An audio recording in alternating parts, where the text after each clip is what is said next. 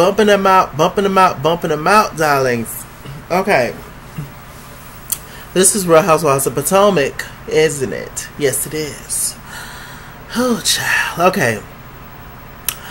So, last we heard, you know, the Green Eye Bandits, which is Giselle and Robin, they went over there to tell Miss Karen something about herself at her event. They thought they was going to get their lady together at her event. No.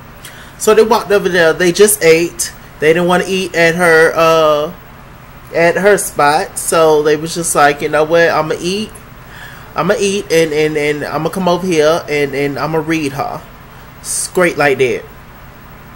So they went over there to her charity event, and, you know, they spoke to Karen. It was just like, Karen, you know, we don't want nothing to do with this, but we got to talk to you.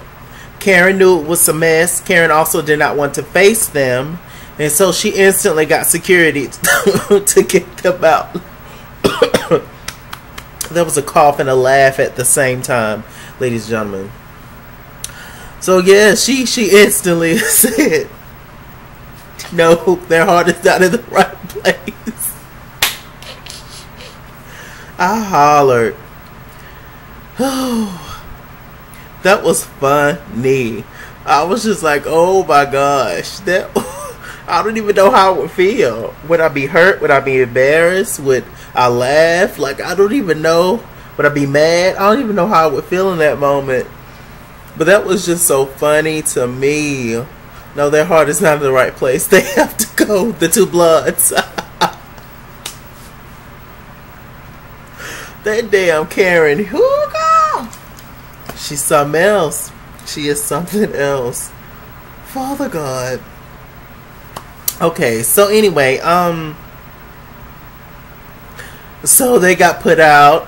Charisse and Ashley came out there to check on them, see what was going on. It was just like, child, we just walked in and got put out that quick.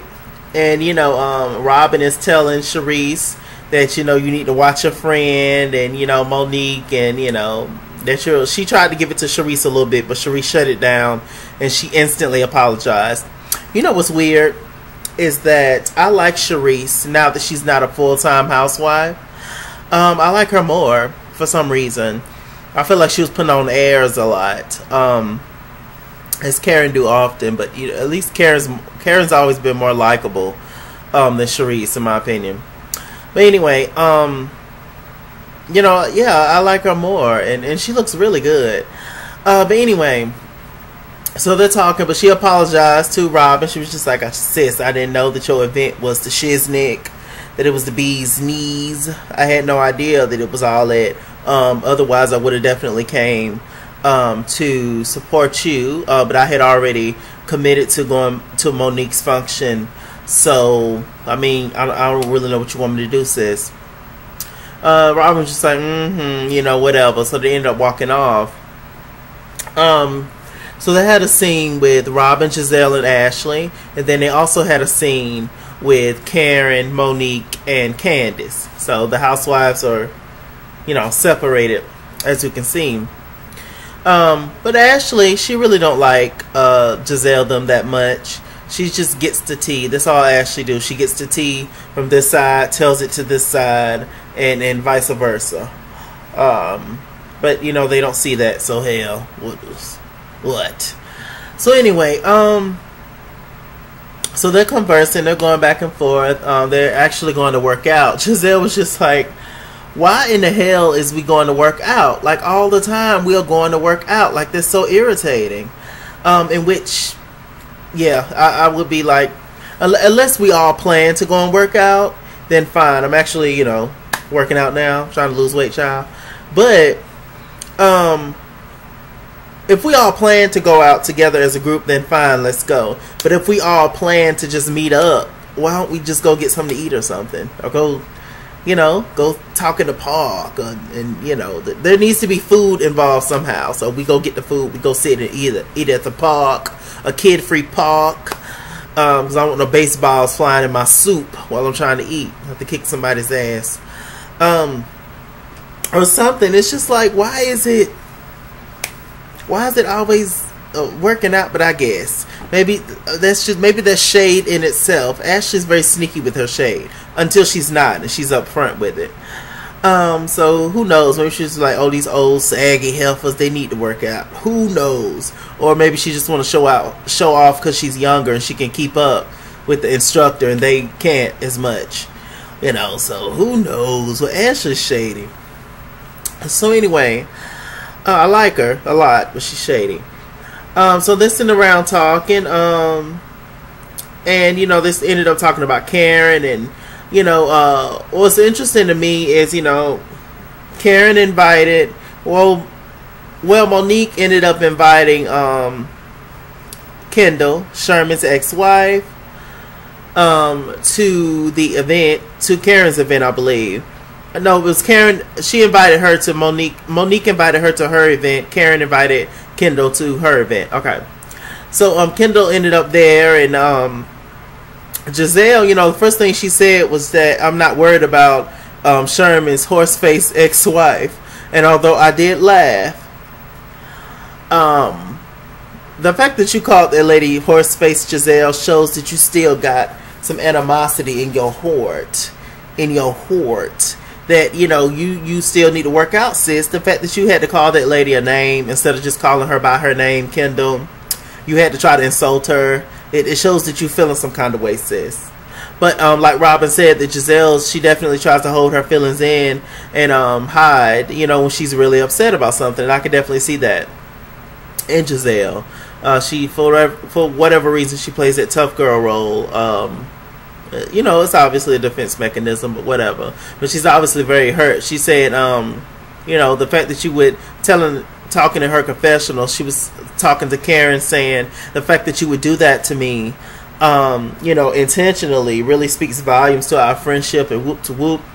But I'm telling y'all, Karen is showing out. We know they all do stuff, A, for ratings, and you know, B, I feel like Karen is showing out, but ratings and storyline, you know. But B, I feel like Karen is showing out because Karen is upset at how Giselle picked on her about the whole tax situation with Ray. She's still mad about that. And which, in my opinion, the fact that you know, them talking about it is one thing, but the fact that you went out of your way to make a t-shirt about it, Giselle, that was just mean. For somebody you call one of your good friends, and you're gonna sit there and try to apologize and hug and kiss her and stuff. And Karen was taking notes, and now she's just getting you back, sis. You gotta suck this up. You know what we have to realize is, one thing I'm realizing as I get older is that, you know, if you hurt me and I choose to hurt you back to seek revenge, you can't get mad at me because what I did to you hurts you more than what you did to me. That's not my issue, sis. I was just giving you back for what you did to me. You took a dig at me and you did something that would hurt me, so I took another dig at you. So I took a dig at you to get back at you. It's not my fault that your dig hurts worse than my dig. I've been over it. It's not my fault that you you know, still upset about it. You know, so I mean, that's how I take it. It's a tick for tack situation. This situation for you, Giselle, just hurts a little bit more, or it's a little bit more fresh than the whole tax situation. But that hurt Karen's feelings too. That's her husband. That's their money. So I mean, that's how I see it. Not saying I seek revenge on people. I don't. I just let karma get them. I ain't got time. I'm booked. It's just licking stamps. Anyway, so you know, Giselle's putting on front. So we get over there to Karen, and Karen is talking to the girls, to Candace and Monique, and she was just like, oh, I just feel like Monique and Candace are so real, and I just enjoy them, and whoop to whoop, and you know. Monique and Candace are the only two girls that you haven't fallen out with, Karen. So that's what that is. But okay. So they're talking, you know, having a moment, and of course they've all had issues with Giselle and Monique, Giselle and Robin, Candace and Monique. So it's easy for y'all just to come together. So they talked about the whole situation. Karen's side is that, look, I've been knowing Kendall longer than I have been knowing Giselle. They're both my friends. Why not invite them to the party? There was no malicious intent. Karen, stop lying. Please. Please stop lying, Karen. I'm sitting here in my little work tank top that I do everything in, clean in, you know, all beat up, tied and bruised and toe up. Giving my truth. I want you to give your truth, Karen, darling. Please. You know you did that stuff out of spite. Probably the producers and all that, told you to do that, or you had to, whatever. Ratings. Storyline. I get it, but yeah. So anyway, so it was going back and forth, and it was just like nodding, just like nodding. So Giselle, she had a scene. She has an intern, cute girl, and for the every year they have the National Black Caucus event, where all kind of black entrepreneurs come together. A good way to network, show your business, where you guys can network and help grow each other and make that coin and let you know that, hey, I'm out here. This is my product, bitch, buy it. Okay, that's what it is. And we love that. So Giselle is obviously setting up, she wants to be in the event with her Every Hue Beauty makeup line, which is great. And so I still haven't been to Target yet, though, to try it. I'll try it. I'll give a review on it, too, child. See if it matched the kids, darling.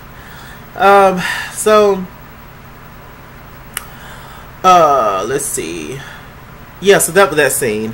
Ashley had a phone conversation with her uncle.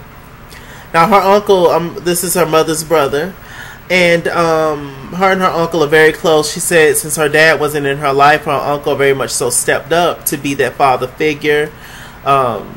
They showed a picture. He looks very much so like her mom. So they started talking, and she talked to her uncle about the whole conversation that she had with Michael last week, about Michael basically saying that I don't want you to treat our kids the way that your mother treats you.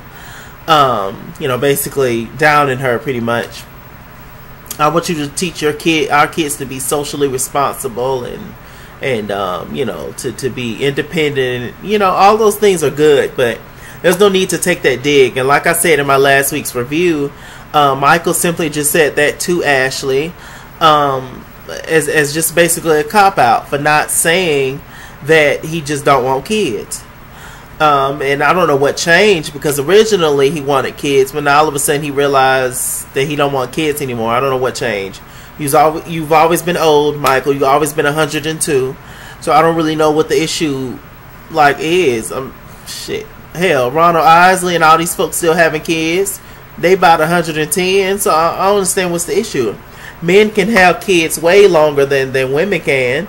So if you want to keep making babies, then keep making babies. Yes, you might expire, by the time they become an adult, or even before then. But you never know. Maybe, hell, you might outlive the dinosaurs, child. I don't know. But still, it's a cop-out. He just don't want to say to Ashley that he don't want kids. Michael's an asshole for whatever reason. I don't know what else is going on with their relationship. Who knows? And the uncle also said that he just wanted a trophy wife. That's what it is. And she was just like, yeah, but I just want to be more than a trophy and whoop to whoop. Here's what it is in a nutshell. Michael used Ashley because, he still wanted to feel like he got it. He wanted a nice, pretty young thing on his arm to parade around to his business partners. Ashley wanted to come up, young girl, struggling. She wanted coins. She needed coins for her and her family, and she did what she had to do. So they both used each other, to be honest. Neither one of them were in love with each other when it wasn't no love at first sight or nothing. There was definitely a situation where they had to grow to like each other and then eventually love each other. But it's love out of convenience, in my opinion. They don't really love each other like that. Once they really got to know each other, I feel like it's they just staying together just because, like I said, for the looks and you know, for the money. It's all about the Benjamins, baby. So yeah, unfortunately, I just feel like Ashley should just let it go. Find her another guy, and just like I said, like I told you last week, just save up your Potomac checks. Do for your mama when you can, but not as much as you used to, obviously, because you won't have Michael's money. But just mainly focus on you. Save up your Potomac checks and build your own thing. You'll be fine, girl. You're doing well. Hell, you're in your 20s and you're on TV already. You know? And you ain't had to roll around in the dirt and clap booty cheeks and all this stuff to get there. You're doing fine, Ashley. You'll be alright. So anyway, so she also had a conversation with Candace. Candace basically revealed the same thing to Candace basically said the same thing that I just said to y'all. That he just, you know, it's a cop-out. He just don't want kids. Straight like that. And then she proceeded to tell Ashley about everything that's going on with her and, you know, Chris. A little earlier in the episode, Candace called her father. Now, her father is putting in $2,000 for the wedding. Candace and Chris are both putting in about $20,000 for the wedding. Yeah, the father $20,000, Candace and Chris $20,000, and Candace's mom put in $100,000. So the mom got burnt, child. The mom, I need to hit up Candace Dillard and talk to her mom and see what's tea. But so the mama coined up. So anyway, Candace called her dad to see if her dad was willing to give her even more money. And the dad was just like, no. You know, she went on to explain there's always been like a competition between her father and her mother. Her dad was in and out of her life, whoop to whoop. She's his only daughter. I don't know if that means she's the only child too. She didn't reveal that, but whatever. It's not important, I guess. Or maybe it is. Who knows? Maybe that's why he can't give up that however extra money, you know, you want. And she feels like, you know, she just wants her dream wedding and whoop to whoop. Candace, you're going to end up messing this whole thing up just because you want some big lavish wedding. Who gives a rat's ass? Ashley told you, she was just like, all they're going to remember is the food. Was the food good? How pretty you looked in your dress. And that's it. You know, Uncle Elroy getting down at the reception. That's all they're going to remember. Like, people just going out like you already have, how much you got? What, $140,000? Like, you can't make that work. This is your first season on the show, sis. You ain't got that kind of coin anyway. You might want to push this big wedding back until like your 4th or 5th season on the show, child. When them coins stacked up, child, you sucking your kinfolk dry. You can't get mad at that. Child, I can't even ask my mama for $20, let alone $20,000. You's a blessed girl. Both of your parents are, you know, fine that they're, you know, kind of younger and working, and like, you're good, girl, but you're gonna mess it up. You're gonna mess it up. I hope you don't, but you're gonna mess it up. So what else happened? A little later on, Sharice and Robin met up. Now, you know, Robin's upset at Sharice because Sharice went to Monique's event. They've been friends for 13, 18, 27 years, whatever, and she felt some kind of way. She slightly accepts Sharice's apology. She also said that she felt like Monique is on the come up in Potomac, that she basically is just using Sharice for a come up. She wants to be the top socialite in Potomac, and Sharice agreed. And I was like, ooh. And Sharice and Monique are, you know, like this, you know. So I was gonna say like this, but I don't think they're scissor sisters. But yeah, so they are, you know, really good friends. But the fact that Sharice agreed, and maybe she's seeing different sides to Monique, and she said she felt like she made the event about her and whoop to whoop. I don't know, Monique. You know, you looking real shady out there in them streets. I like you, Monique, but you're gonna lose a lot of fans if you just using Sharice for a come up, sis. I don't know what to tell you. So, you know, Robin and Sharice are back cool, but, you know, it's looking like it's going to be a situation where all these girls are going to eventually end up being against Monique. I hope that don't happen. But it's looking like it's gonna happen, sis. Monique, what you gonna do? In the words of Sheree Whitfield, what you gonna do? So, the last scene, I think I talked about everything. Well, no, it's 2 more things. Okay, Sharice, Giselle, she gets to the event. You know, it's very nice. You know, she's talking to a lot of people. And the girls ended up showing up. Monique and Karen showed up together. They saw Giselle's sign, because you see Giselle as soon as you walk into the event. And they decided to go another way. And they went around the other side. It was Robin and Ashley, I think, that ended up spotting Karen and Monique. They was just like, oh, child, you ain't come over to speak. What's tea? They was just like, oh, we didn't even see you, child. We came through the back door. You know them side doors over there? There are no side doors. Oh, okay. So yeah, they was basically caught. Giselle was just like, oh, okay, so you walked all the way around and couldn't speak, and they was basically avoiding them. Now, mind you, that's a mess I would do if I don't feel like being bothered with you, but I'm like obligated to be somewhere. You know, I might speak just not to make things awkward, but I'm eventually walk away because I don't fool with you. But you know, the fact that they walked all the way around the football field, it was hilarious. I was just like, wow. So Giselle walked off. You can tell she was a little irritated by that. And what's interesting is how, Giselle, you did not invite Candace to your birthday party, yet Candace has been nice to you like ever since then, and you seem to be nice to her. So do you really like Candace? Like, Giselle is tricky. Giselle is just all over the place, you know. I don't feel like Giselle like anybody but her damn self, to be honest with you.